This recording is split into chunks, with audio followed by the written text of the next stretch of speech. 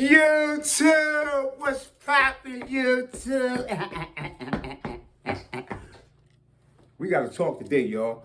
But first, I want to start off by saying I want to give a cheers to everybody for getting me to 1,000 subscribers and getting me to a new level. Now y'all gonna see some shit. Cheers. Now, a YouTuber friend of mine and subscriber told me some of the worst news ever. No lie. He said he on the run from police. Why? Bro, don't run from police, bro. If you're not facing life right now, if you're not facing life in prison right now, turn yourself in and get that shit over with. Wipe that shit out, man. Running, let me tell you something about running. Come here. Come here. Come here. Come have a seat with me. Let's talk. Let's talk. I'm glad you told me your secret and all that, man. I'm not going to say your name, for privacy reasons, but my man,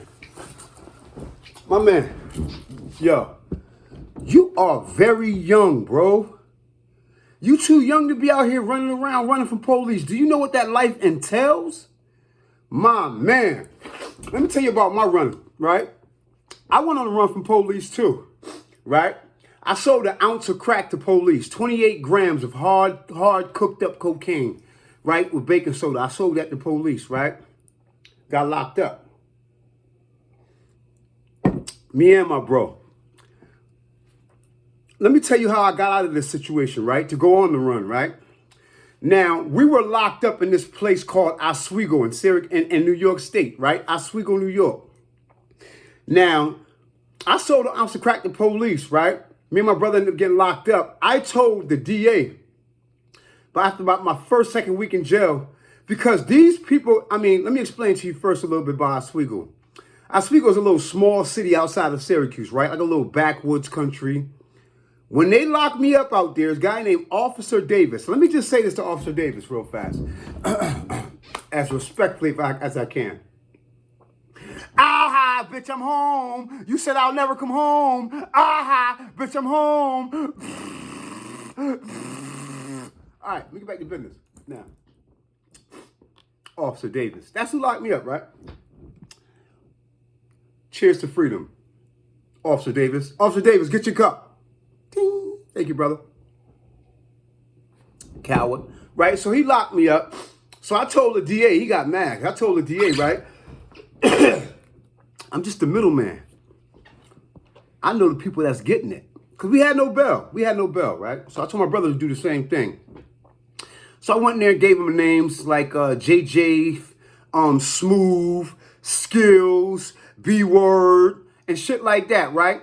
DA wasn't going for it. So he said, I want addresses. I said, I can't give you addresses. I gave him a few. I can't give you all these addresses. I gave him a few fake addresses. And for some reason, my old address kept popping in my head. 750 West Carvin Street. 750 West Carvin Street. 705 West Carvin. 705 West Carvin. So I gave him that address, and I told him Jay Bird lived there. Like, you know what I mean? Like, and they came back and saying none of these names match anybody that live at these houses, right? So I'm like, yo, if you let me out, I can go do a buy. I can go to see to one of these houses and go buy something and bring it right to you. They went for it. After a month in jail, they let me out. So I don't care what the word is on the street. I don't give a damn, right? Because I'm about to go on a run. I'm leaving Syracuse, right? So let me explain, though. The day that they let me out, they gave me about 2 or 3 hours to go home, eat, shower, and shit and shave, right? Before the detectives was outside my door. So I took them to my sister's house. Went inside the house. The police gave me $750. No lie. I shit you not. Police gave me $750.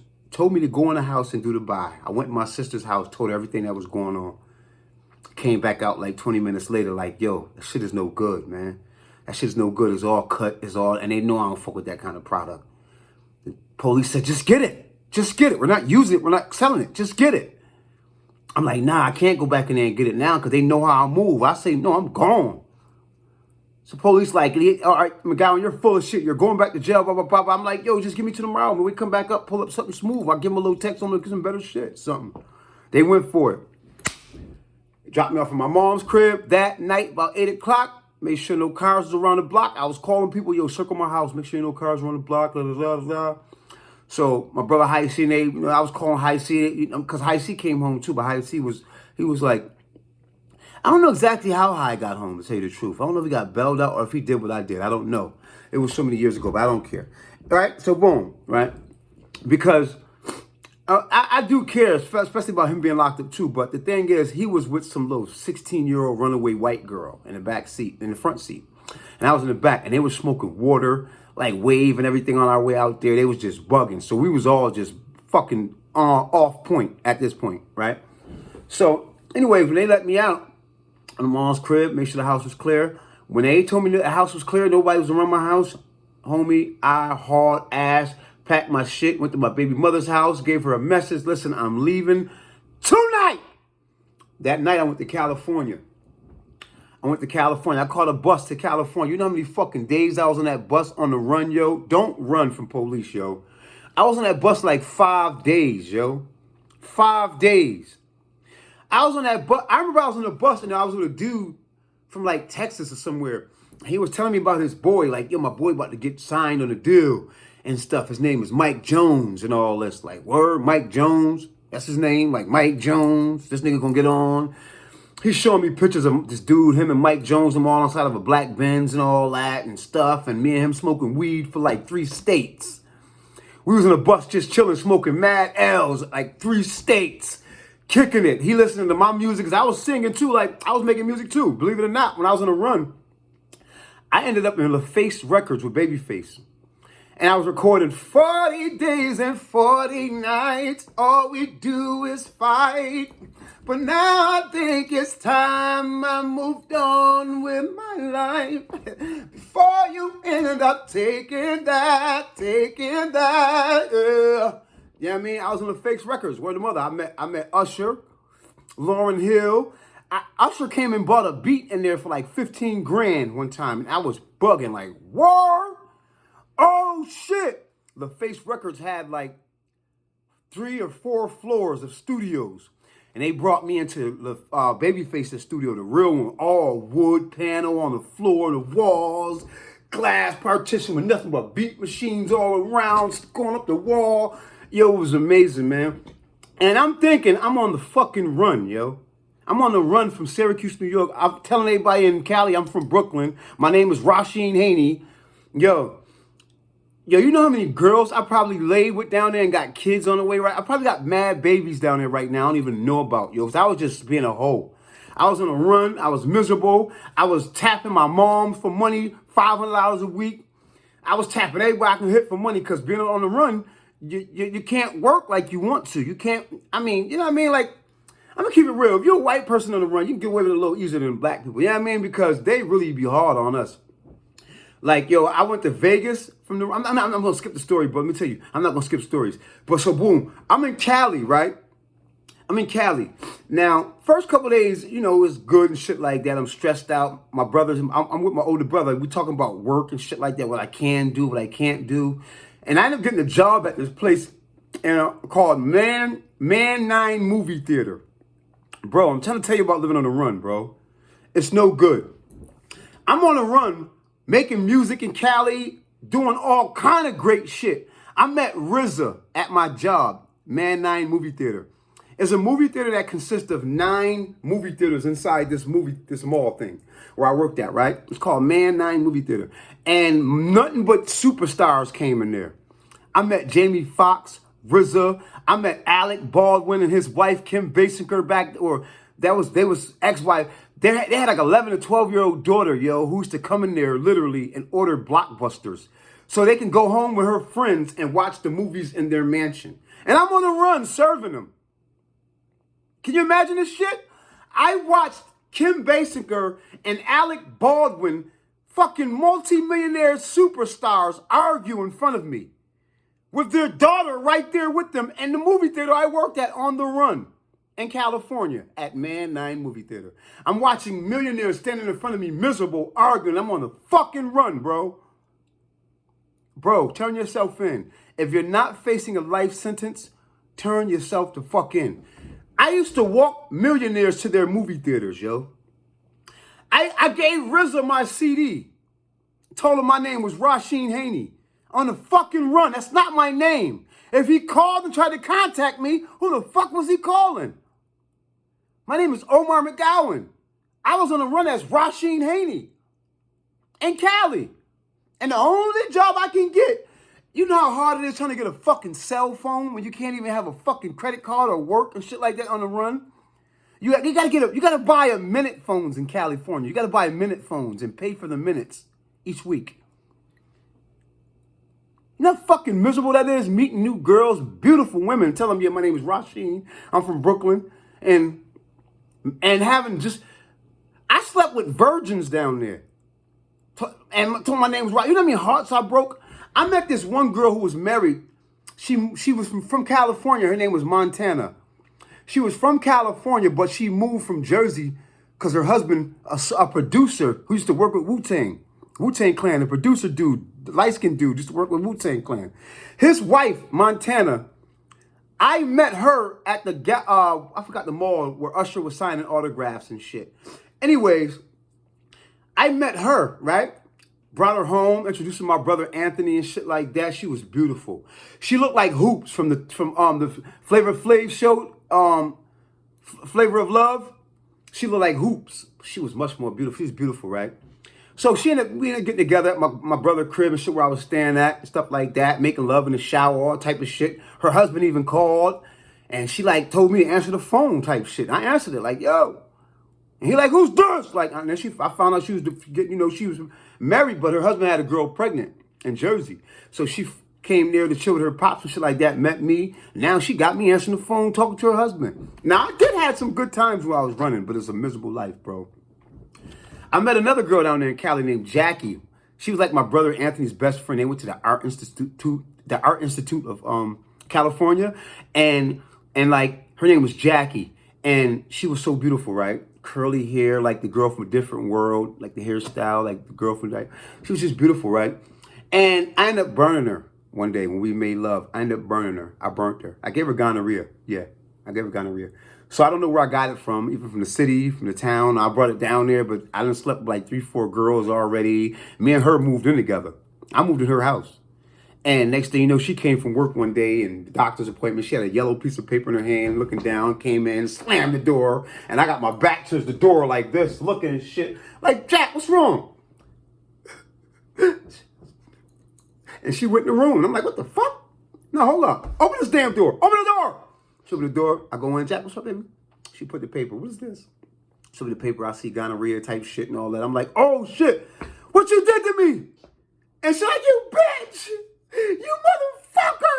You know I didn't do this. She went crazy. So she was just spazzing. And she finally put her hand on me and I left. I came back like 2 days later to grab my shit and leave, right? When she was at work.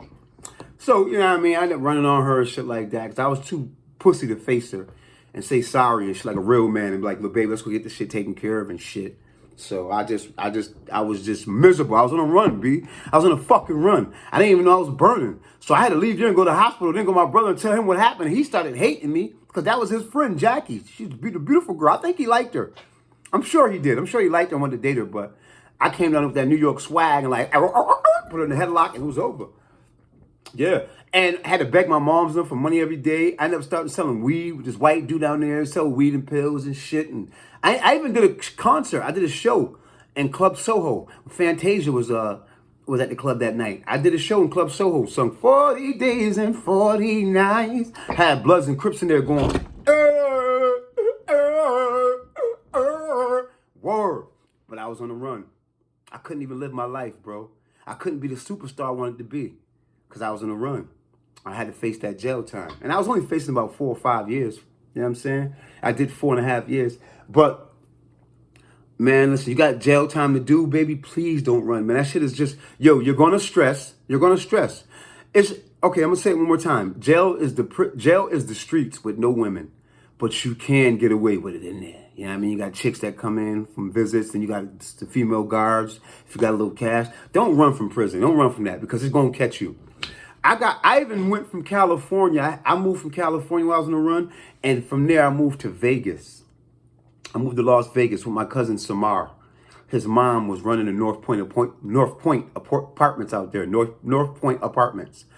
And she gave us apartment to, to lay low, to chill, whatever. She didn't know the whole full details and everything and all that. Everybody didn't put it out, you know what I mean? But anyways, we stayed out there for a minute. And I ended up meeting a girl from Chicago. She was actually running from her baby daddy trying to kill her with a gun and all that. So I ended up staying with her for a couple months, you know what I mean, stuff like that. But, bro, like, I couldn't even get a job in Vegas because in order to get a job in Vegas, you got to go to the damn police station to get your working papers. You have to go to the fucking police station and get your fingerprints and shit to get your working papers to work in Vegas at a regular job. If you only work at McDonald's, you got to go to the police station to get your working papers. Yeah, so I was on a run. Couldn't even fucking get a job in Vegas. All I could do was beg and wait for my shorty to cook meals and hope Mama Love and everybody else and friends and shit send me money because I'm on a fucking run. So I'm putting my life on hold. My kids missing their father. I'm putting their lives on hold. I'm not supporting it any way. I'm on a run. My mom's straining her pocketbook. Women are straining their purses to take care of me. My family members. I'm talking about the selfishness of running is so fucking ridiculous, but you don't miss it because you're still panicking. You're scared to go sit your dumb ass down. Right? So, I mean, it's natural, though. You don't know who the fuck want to be locked up. Who got time for that shit? Nobody. All the years you waste. But running is a mistake. If you're not facing a life sentence, please, I implore you, turn yourself in. Because after you get out, you have so many years to fulfill your dreams. Because you're going to actually go in there and sit down and become a better you. Because jail, you're not going to like it. You're going to hate it. You're going to hate it. It's going to make you throw up waking up in there. Every morning you can be nauseous, like, can't believe I'm here. Yeah, but turn yourself in. Because running, the later they catch you, the most likely you're going to die in jail. You're going to die in there. You know what I mean? You don't want to do that. Get this shit over, especially you, my friend. You're my supporter. You young. You got to be, what, in your 20s? Come on, man. Don't run from jail. It can't be that bad. If it ain't murder, rape, something like that, man, turn yourself in, baby. Do the little 3 to 5 years. That shit gonna go like that, I promise you. But once that first year got through, that first year gonna drag. It's gonna drag. But once you have that first hump, you start seeing people go home and start counting down. That countdown gets fun. You start doing other extra shit to count down, to make the time go. You know what I mean? I'm gonna do a month of just straight arms. I'm gonna do a month of straight back. I'm gonna do a month of reading and studying this and studying that. I'm gonna go to this job and go work this job, and you know what I mean? Your shit gonna be over, man. You're gonna come home better than you left. Trust me. Please don't run, man. That shit is not a good idea. If anybody out there telling your people to run, you ass, yo. You're not a real fan. You're not a real friend. You're not a real family member. None of my friends and family members told me to run. They told me to turn myself in. Yo, turn yourself in. I'm like, hell no. Shit. I'd have been to jail already. I don't waste no more time. But yeah, that's the life of living on the run, man. I done ruined girls' lives and I just like implemented myself in people's lives who I would have never met if I went on the run, you know what I mean? And just straight their life. Like I said, I slept with so many women unprotected. Thank God I didn't come away with a disease. And I've used no protection. Many women, more than once. You know how many kids I probably left from there? Because I moved from Cali to Vegas. Nobody ever heard from me again. And if they did hear from me, who are they looking for? Rasheen Haney? They're not looking for Omar McGowan. The only way those women would know who I am is if they watch this YouTube channel and be like, that's the dude I met in Cali that day. Told me his name was Rasheen and he hit it and took off. I'm sorry, ladies. I was on a run. It's me, Omar. If I have any kids out there in Cali or Michigan, wherever I was running in Vegas, you guys please let me know. I don't want to be a deadbeat dad. I love my kids. And if I got kids out there, I want to know. So I was in California on the run. I was in Vegas on the run. And I was sleeping with everything. All right? But I not one bad girl, though. I didn't have one ugly girl out there. I'm not going to lie. I'm not going to lie. I'm not going to cap. I'm not going to cap. I didn't have one ugly. I had one hood girl out there from Slauson. But I met her at that art institute. And we did a little fake commercial thing together, right? Her acting class. And I ended up bagging her, but her name was Nicole. But she was hood, but she was so beautiful. I'm not going to lie. I'm not, trying to glaze no woman right now because I know my shorty going to be watching this. But she was beautiful, absolutely beautiful, and I bagged and I couldn't believe it. You know what I'm saying?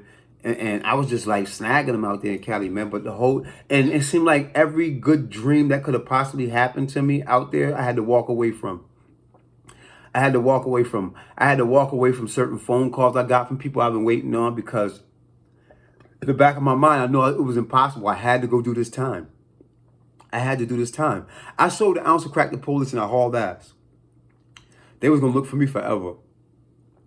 But I was able to go into the DMV in California and get me ID and all that. That felony didn't follow me in California. I can say that. That felony did not follow me all the way to California. It didn't. Police, I remember my mom called me and said helicopters was over her house for a few days and police was parked all around the corners in vans and cars and shit like that. And they kept coming to the house. And they told her at one time, we heard he's in California, but they couldn't find me. They didn't, I don't even know if they looked. They probably did look and called and gave him a number. Let's say I have a heads up for a guy named Omar McGowan. This is his picture, whatever. But my name is Rasheen Haney. I got paperwork. I got everything in my name. ID. I even had ID that said Rasheen Haney from California. California can make some moves, but it's not worth it because you're losing. You're spending everybody else's money running, and you're laying on somebody else's couch. You know what I'm saying? And putting even more people in your business. You know what I'm saying? And then the chances for you to even compile more felonies on top of what you're already running from are very high. Let's say you're running from selling drugs to somebody and you go out of town. Now you're running and you're getting a fight. Somebody fall and hit their head on the curb and they gone. Now you're running from that city with a different name. And from there, it's just, God is trying to tell you something. If you call a charge and you didn't get killed during that catching that charge, God is trying to tell you something. He didn't want to kill you. He's saying you're moving the wrong direction. It's going to take time for you to get your mind right. So go sit down and take that time. All right? Don't run. Prison is not all that fucking bad, man. It's not. I mean, I know shit happens, but damn, as bad as you make it. Prison really is just like the world. The world, if you can manage and maintain in the world, you can manage and maintain in prison. But if you're a weirdo in the world, you're going to be a weirdo in jail. And people are going to see that, man, because it's a smaller world. And people are always just looking at each other. It's a very much smaller world than out here. Yeah. I mean, someone's always walking by your cell. Even when you put your little curtain up, one of your friends walking by, pulling it down while you're sitting there beating off. And now that everybody's walking the child, they're watching you while you're beating off because your friend pulled the curtain down. There's no privacy. There's no privacy. Someone's going to always try you, especially in a new jail. Wherever jail you go, someone always try you. But that's just the world, man. When you go to new jobs and at work, somebody tries you at work. Even when you go to school, your new classes as kids, somebody trying you in the class. That's just life, man. Don't run from jail. It's not that bad, man. It's not that bad, I promise you. Go get that shit over with, man. Be a man. Grab your nuts. If you did the crime and you know you did it, go do the time, baby. If you know you're guilty, go do that shit, baby. Go run. Go sit down. Go do it. Now, if you're rich, you got money to run and play around. Hey, let me mind my motherfucking business. And on that note, it's my time, ladies and gentlemen, to get outside now for the day and enjoy some fresh air. I'm going to do that. It's slow snow outside still, but yeah. Sun is out. The sun is out. Car wash. I already started drinking my wine, about to light up. Y'all know what it is from here, man. I love you guys, man. Thank y'all for tuning in. And to my friends, man, if you guys are out there facing charges, man, don't run. Don't be pussy. Don't be pussy. Don't be no bitch. Get in there and do that time. You did the crime. And if you know you're guilty, go do that time. You know what I mean? And if you think you're bigger than the system and can beat the system, I'm talking about, listen, America has communications that we don't even know about yet. Them people got satellite images and shit coming from, they can just get a shot of your face and find out where you at the drop of a dime, man. Go do that time, man. It ain't worth it. Don't compile no more charges, baby. And I'm sorry once again you guys got to even face this kind of stuff, man. But, you know, don't go to jail. Don't do no crimes, man. Work hard to get where you want to be at in life and to be who you want to be. All right? God said a man don't work, man shouldn't eat. Till next time.